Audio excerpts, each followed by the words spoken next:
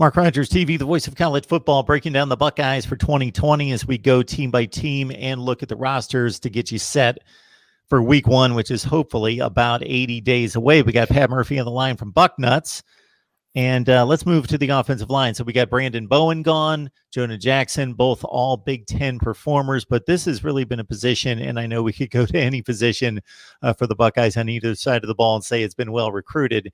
But I think that there's been a concerted effort to upgrade the offensive line position in the last few years, and it's certainly started to take hold the last couple years after maybe meeting some teams in big games for a stretch of time in which the offensive line wasn't quite up to where it needed to be.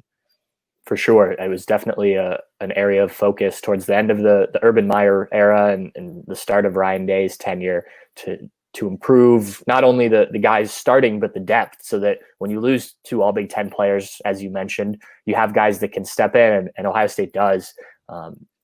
Harry Miller will probably be the left guard, and there'll be a competition at right tackle. Nicholas Petit Freyr, a guy who's been in the program for a few years now. Is he ready to be the guy, a former 5-star recruit?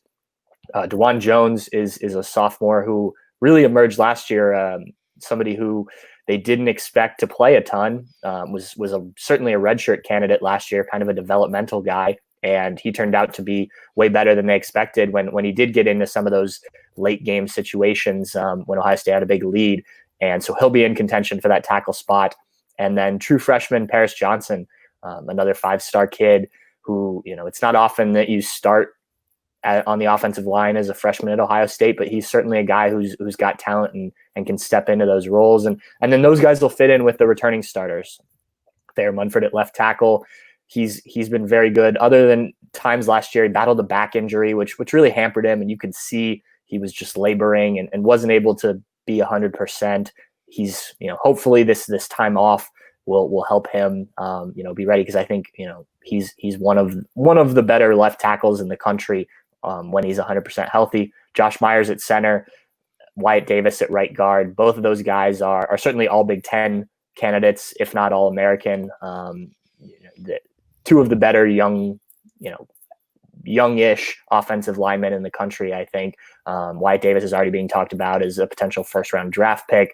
They've both been mentioned as potential All-American type guys. So, the talent returning is certainly there for Ohio State. I think that fitting in those other guys will be the next step, finding who's going to be the right tackle. Not having spring practice certainly hurt on the offensive line, because you want to get those guys reps together.